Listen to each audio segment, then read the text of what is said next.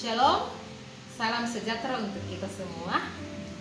Selamat berjumpa di siaran Kalimbuang Boba Semangat Lamraki Beringkanaya edisi Senin 15 Juni 2020.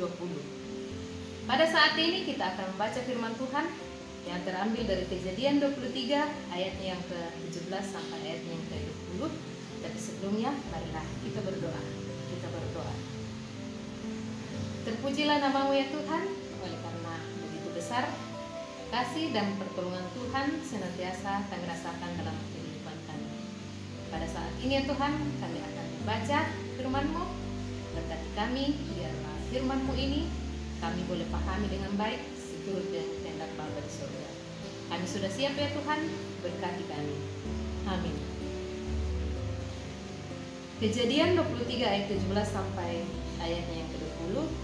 Firman Tuhan berbunyi, demikianlah ladang Efron yang letaknya di Makpela di sebelah timur Mamre, ladang dan goa yang di sana, serta segala pohon di ladang itu, bahkan di seluruh tanah itu sampai ke tepi-tepinya, diserahkan kepada Abraham menjadi tanah belian di depan mata Bani Het itu, di depan semua orang yang datang di pintu gerbang kota.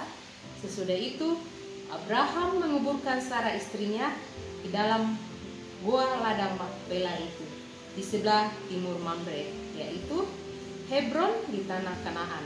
Demikianlah dari pihak Bani Het, ladang dengan goa yang ada di sana diserahkan kepada Abraham menjadi kuburan miliknya. Amin. Bapak Ibu Saudara-saudara yang kekasih dalam Tuhan, tema kita pada hari ini yaitu goa Makpela. Ada peribahasa mengatakan, masuk ke dalam kandang kambing mengulik, masuk ke dalam kandang kerbau menguak. Artinya, kita harus dapat menyesuaikan diri dan menempatkan diri dengan baik di segala tempat dan keadaan. Yang terpenting dari itu adalah bagaimana kita bersikap dan berinteraksi di mana kita berada. Bukankah orang percaya adalah garam dan terang, bahkan menjadi berkat buat orang lain? Dan yang pasti, kehadiran kita disukai dan diterima oleh banyak orang. Saudara-saudara yang kekasih dalam Tuhan, karena pemanggilan Tuhan untuk rencana dan karyanya yang besar, maka Tuhan memanggil Abraham ke negeri yang dia tidak ketahui, ke negeri asing. Di negeri asing, Abraham menjadi orang asing. Dia harus bekerja keras bersama dengan keluarganya untuk bertahan hidup. Dan di negeri asing banyak sekali hal yang bisa saja membuat Abraham putus asa. Tetapi Abraham tidak menyerah. Dia terus berjuang untuk panggilan Tuhan dan berjuang untuk keluarganya. Dalam bacaan kita, Abraham mengalami pergumulan ketika istrinya Sarah mati. Istrinya harus dikubur di mana? Dalam pergumulan seperti itu, Abraham tidak berdiam diri. Dia bergerak dari dalam pergumulannya. Baginya, solusi harus ada untuk mengatasi pergumulannya tersebut. Ia menghampiri Bani Het, mengutarakan pergumulannya dengan jujur, keadaannya sebagai orang asing. Singkatnya, Abraham meminta bantuan kepada mereka, juga kepada Efrom bin Sohar sebagai pemilik ladang Makpela.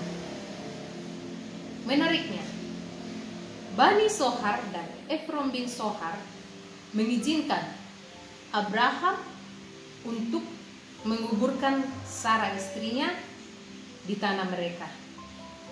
Bahkan Efrom bin Sohar memberikan ladang dan gua Makpela secara gratis kepada Abraham.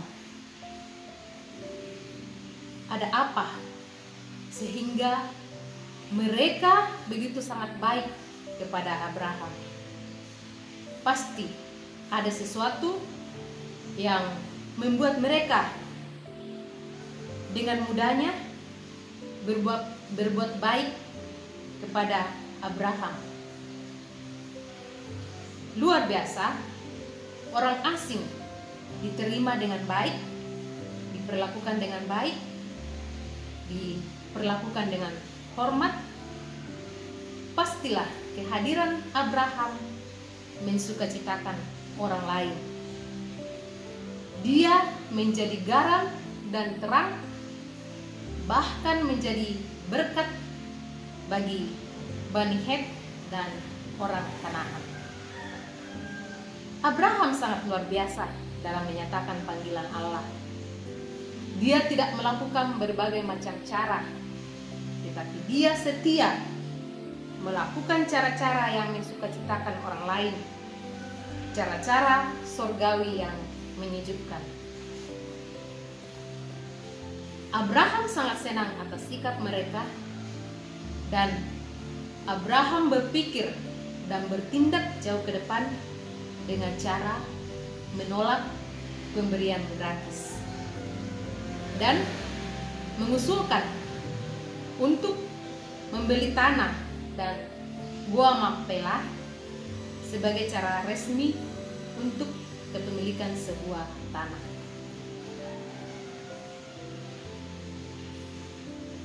Benar-benar adalah tindakan orang yang bekerja untuk karya penyelamatan Tuhan melalui pembelian ladang dan gua Makpela, tanah Kanaan sebagai tanah perjanjian mulai menjadi nyata. Bukankah tanah Kanaan adalah tanah perjanjian? Bapak Ibu, saudara-saudara yang kekasih dalam Tuhan, dimanapun kita berada dan siapapun kita, sangatlah penting untuk berusaha menyatakan cara hidup yang bersahabat dan mensukacitakan orang lain. Sekalipun kita kesusahan dan kesulitan, itu juga tidak boleh menjadi penghalang bagi kita untuk mensukacitakan orang lain. Tugas kita adalah garam dan terang, bahkan menjadi berkat buat sesama kita. Bukankah dengan cara seperti itu hidup kita menjadi lebih baik, dan terlebih Tuhanlah yang dimuliakan lewat cara dan sikap hidup kita seperti itu. Saudara-saudara yang kekasih dalam Tuhan, penting untuk direnungkan. Cara itu sangat menentukan. Sekalipun benar yang kita katakan dan kita lakukan, tetapi caranya yang salah, maka tetap saja apa yang kita katakan dan kita lakukan tidak berguna. Mari kita lakukan segala sesuatunya dengan kasih, wujudkan hidup beriman dengan bijak. Pastilah hidup kita berdampak mendatangkan sukacita. Terpujilah Tuhan. Amin. Bapak Ibu saudara-saudara yang kekasih dalam Tuhan, marilah kita berdoa. Kita berdoa. Terima kasih ya Bapa atas penyertaan-Mu. Kami sudah membaca akan firman-Mu. Berkati kami ya Tuhan. Biarlah firman-Mu ini kami boleh perlakukan di dalam hidup dan kehidupan kami. Ajar kami ya Tuhan untuk selalu menjadi garam dan terang, bahkan menjadi berkat buat sesama kami. Pada saat ini ya Tuhan, kami mendoakan jemaat-Mu, jemaat Lanraki di Rungkanaya. Kami mendoakan Bapak Pendeta, Ibu Pendeta, para majelis, Tuan Tua Diaken. Engkau senantiasa memberkati dalam mengangkat tugas dan pelayanan, bahkan di dalam tugas sehari-harinya, di dalam keluarga masing-masing. Tuhan Allah dalam kerajaan sorga, kami mendoakan anggota jemaat-Mu ya Tuhan, jika ada yang mengalami pergumulan hidup oleh karena berduka cita ya Tuhan, Tuhan kiranya hiburkan. Kami berdoa juga ya Tuhan buat anggota jemaat-Mu, jika ada yang mengalami kelemahan tubuh, Tuhan kiranya memberkati obat-obatan, makanan, minuman yang dikonsumsinya, biarlah dari dalamnya memperoleh kesembuhan, dan nama-Mu akan senantiasa dipuji dan dimuliakan. Kami berdoa buat bangsa dan negara kami, Engkau senantiasa memberkati pemerintah kami di dalam memimpin kami. Engkau senantiasa memberikan pengetahuan yang baik, kebijaksanaan, biarlah boleh memimpin kami dengan baik seturut dengan kehendak Bapa di sorga. Kami berdoa ya Tuhan buat para dokter, para medis dalam menangani COVID-19 ini. Engkau senantiasa memberkati, berikan kesehatan baik, berikan pemikiran baik, supaya mereka boleh menangani COVID-19 ini dengan baik dan dengan seturut dengan kehendak Bapa di sorga.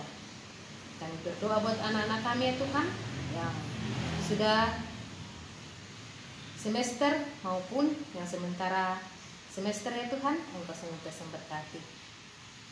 Kami berdoa ya Tuhan buat kesiaran kami, Engkau senantiasa memberkati kami. Biarlah apa yang kami lakukan ya Tuhan boleh terjadi seturut dengan kehendak Bapa di sorga. Ampunkan salah dan dosa kami ya Tuhan, dan bukan kehendak kami yang jadi, melainkan kehendak-Mu lah. Di dalam Yesus Kristus kami berdoa. Amin. Demikianlah renungan kita hari ini. Selamat beraktivitas. Tuhan Yesus memberkati. Salam sehat.